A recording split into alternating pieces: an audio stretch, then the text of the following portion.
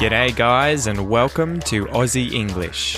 My objective here is to teach you guys the English spoken down under. So whether you want to speak like a fair dinkum Aussie or you just want to understand what the flippin' hell we're on about when we're having a yarn, you've come to the right place. So sit back, grab a cuppa and enjoy Aussie English.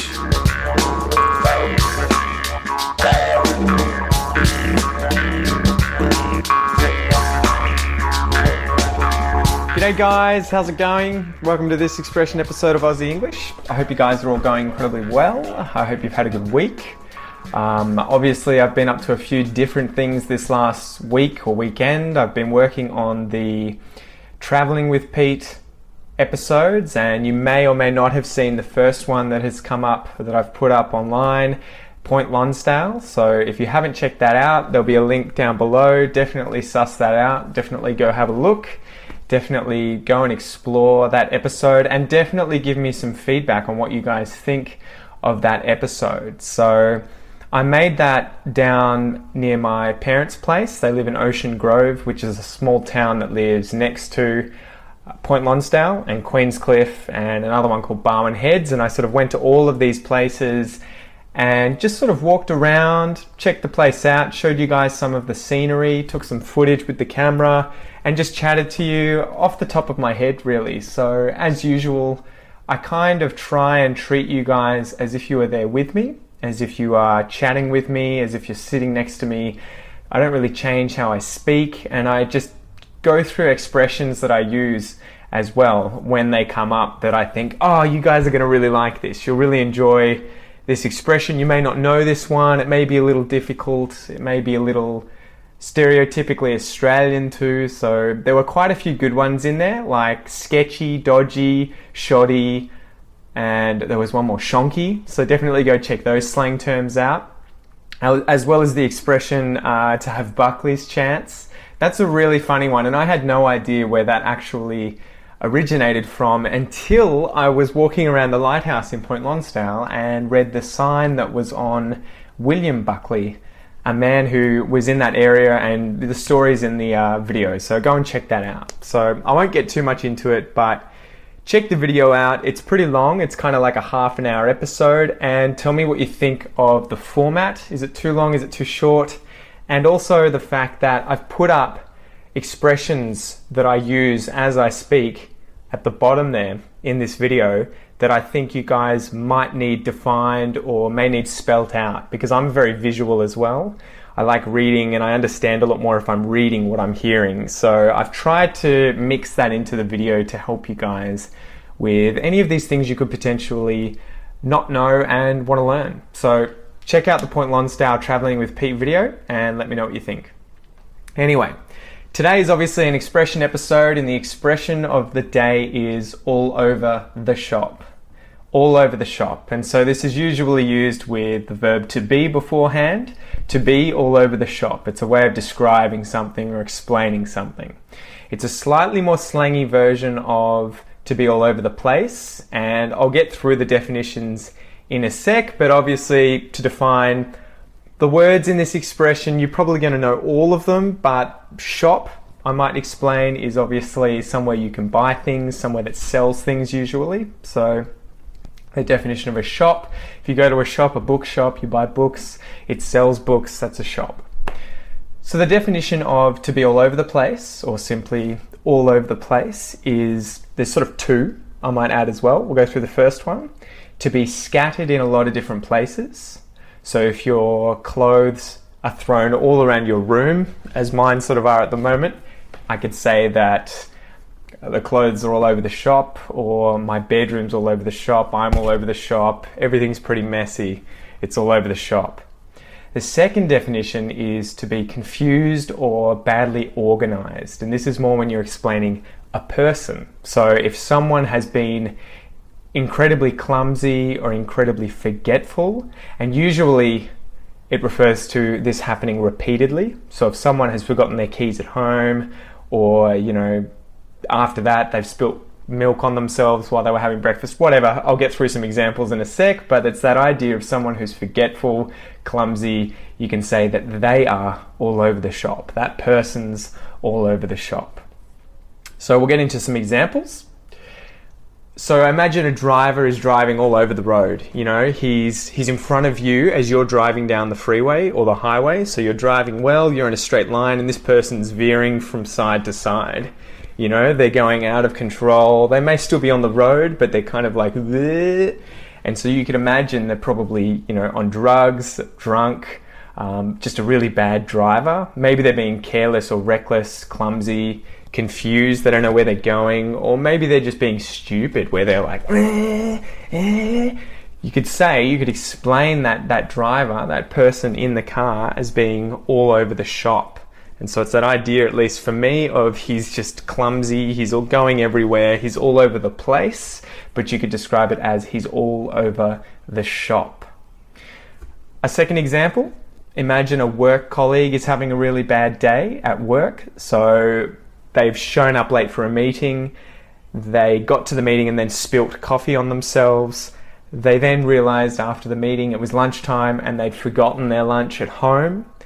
And not only that, but they didn't finish the work that was due on that day. You know, so these repeated things happen. They weren't organized, they were sort of confused or clumsy, disorganized. You could say they're all over the shop.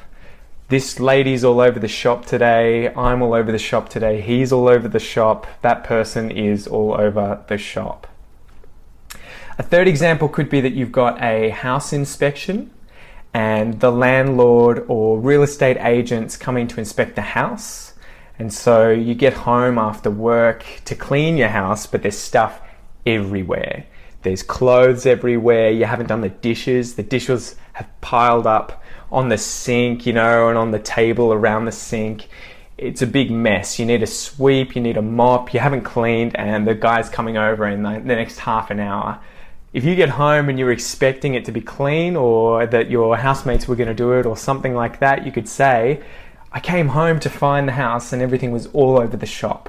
The house was all over the shop, there was just a massive mess. This place is just, you know, it's all over the shop. It's a total mess. So that's pretty much it, guys. Hopefully you get the sense or the idea or the definition of the phrase to be all over the shop. This is definitely one that's used a lot in Australian English. I'm not sure if it's used in America or England, although I would imagine that most native speakers would gather, they would understand, they would intuit what you were trying to say if you said, oh, that guy's all over the shop, or your room's so messy, man, it's all over the shop. Worst case scenario, I would just say fall back on, rely on the phrase to be all over the place. To be all over the place is one that's definitely used everywhere, but to be all over the shop might be a relatively Australian way of saying to be all over the place. So that's just one of those little disclaimers in case you guys aren't that interested in Australian English and are more interested in practicing and learning American English and English. Anyway, as usual, guys, we'll jump into a substitution exercise where you guys get to think a little bit and try and practice not only your pronunciation, but also substituting in the phrase we've just learnt for another phrase. So, for example, I'm going to say a sentence in the form of, I'm disorganized today. That's going to be the first sentence. And then I want you to say the same one, but instead of saying disorganized, I want you to say all over the shop. So I'll say first, for instance, I'm disorganized today, and then you'll say, I'm all over the shop today. So let's go. I'm disorganized today.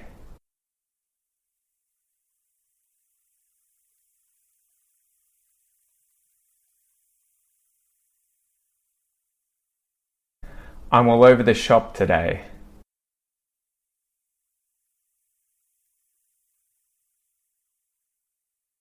You're disorganized today.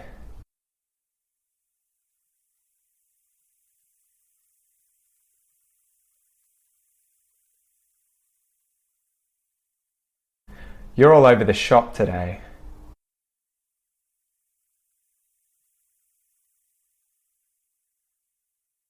He's disorganized today.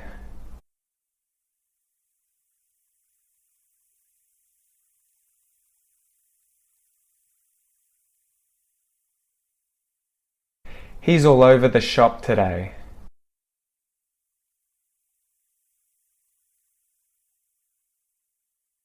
She's disorganized today.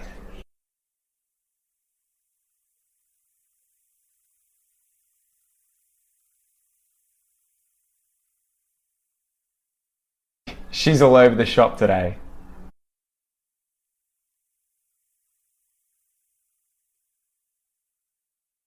We're disorganized today.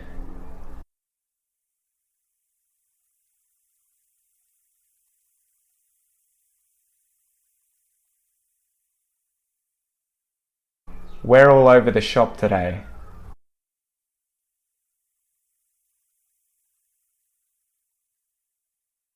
They're disorganized today.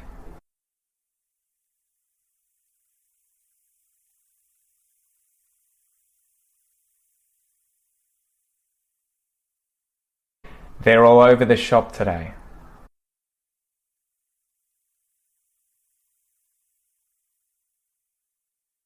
So listen and repeat that exercise a few times, guys. If it's a little difficult at first, use it as a listen and repeat exercise where you just mimic, you say everything I say as I say it after me, practice your pronunciation. But then if you want to get a little more advanced, I try and create these exercises as substitution exercises so that you have to think. You have to use English, you have to think, oh, what's the part of the phrase I have to substitute in or out in order to actively think and actively use the language, even if you're on your own and not necessarily able to speak with an English native or someone who speaks English there and then on that spot. So I love doing these exercises because it also teaches you synonyms, more simple synonyms. So disorganized is a very simple and easy way of saying to be all over the shop. And so you obviously connect the two when you do these substitution exercises. So anyway, remember to subscribe if you haven't already. Give me a thumbs up if you like the episode, and try and use this phrase in a comment below on the YouTube video, on Facebook, or on the Aussie English website page. And also come over to Facebook and say hello if you haven't already. Anyway, see you next time, guys.